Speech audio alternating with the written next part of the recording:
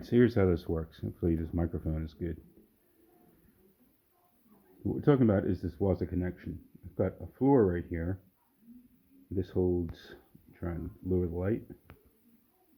That's better. So this has got the connections for, what's it called, the diverse FX set of presets. And as I hit this, you're going to see over here this changes. So hitting 3 on here is hitting 3 on there. And that widi is talking to the iPad.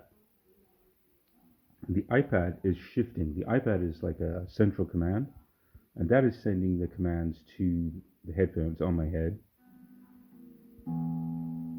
So as I'm switching between tremolo and echo, you're seeing it slowly catching up there.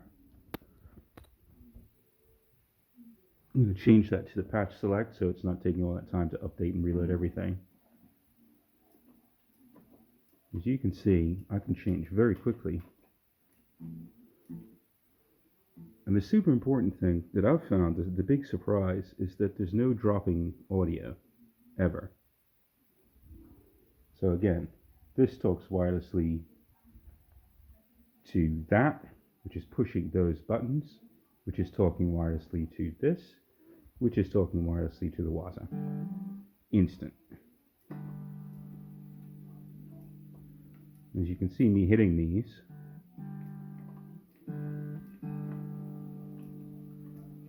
it's changing all the time. Super fast, super cool. So here's what I'm thinking.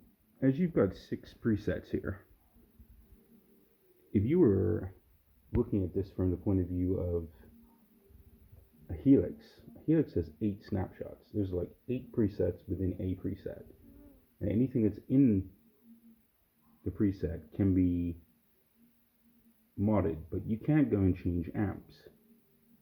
Yeah, you can change everything in the amp, but you can't physically go in there and change stuff around as such. Only turn it on and off or adjust parameters. With this thing, with this preset spillover, with this BOSS goodiness, which me as a Helix guy is not something I've ever looked at. These are your effects, and if you go to edit,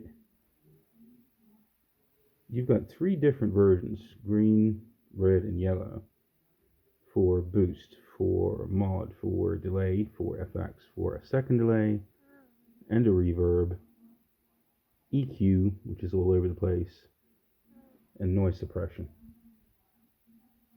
That's a hell of a lot of stuff, isn't it? And you can change the layout of the chains. So your amp can be up front, your amp can be after the boost, or it can be after the boost, mods, delay, and FX.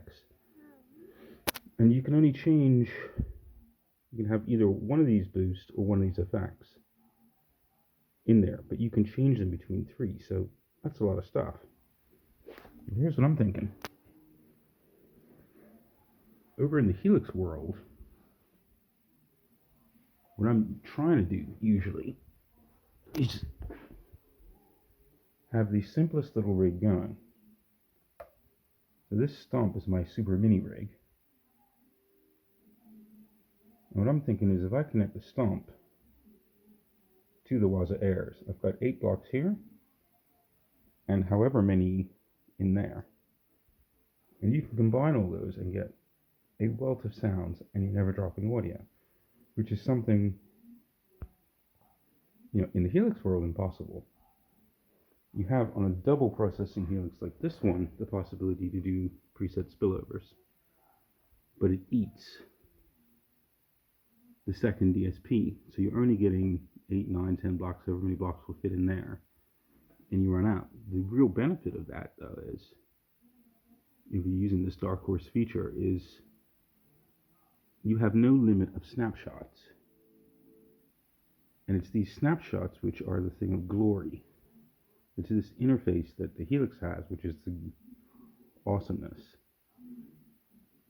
Because it gives you a clear display. It gives you a light to say what's going on. If you're performing in a hurry, everything's right there. And if you hit the same thing, it can bounce back and forth. And for everything else that I've messed with, like the iridium here, or the plethora, or the Sim1, these are all huge DSP intensive, big engines. Stick them all together, and you can make these super long chains of effects and do crazy things. But it's always dependent upon what's last in the chain. Here, for example, if I go out of here in stereo through this and change a preset here, while that's reloading the DSP, it's going to drop the entire signal and I get a gap. If I run it in parallel, so it's only on, say, left, and I run this on right, that will cover the sound while this is changing, or this can cover the sound while that is changing, because the sound's coming from here, and then it's going back in here, and you can add extra reverbs, delays, whatever, to have a contiguous wall of sound. So that's going to be the big thing. And to make it clear from this, which is running wireless, that can talk to this, which runs the sysex, which talks to that. There should be a way in software to get this to work and eliminate this thing, the MC6. There should be, but I haven't found one yet, and I'm not even going to bother looking for one now. That works. And that's great. So the next step is really going to be to see if something like this can take over the job of that, because this needs the widi, it needs an external battery, it needs to be mounted on a pedal board, whereas this thing is an all-in-one unit. Turn it on, you've got wire that side, you can connect an EXP that side, it's got built-in Bluetooth, and this can talk to that and talk to the earphones, which would be cool, and also talk to the Helix. Just something super small like that, self-contained. You can fit this in your pocket. That should be really cool. Not just to run this, but that can act as a page turner, that can act as anything you've got in the iPad, you can control with that, as well as all this other gear. So, what to think about. A lot of stitching together, but yeah, dude, you want a hand getting this to work, let me know, because the effect is just incredible.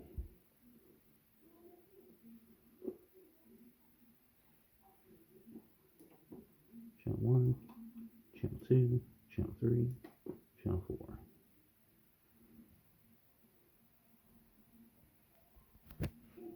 Or better like this. Look at the speed.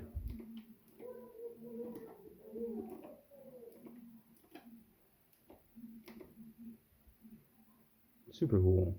And that means if you had just something like this, you could go and chill out on the bed with your guitar with a little foot switch, or you could mount,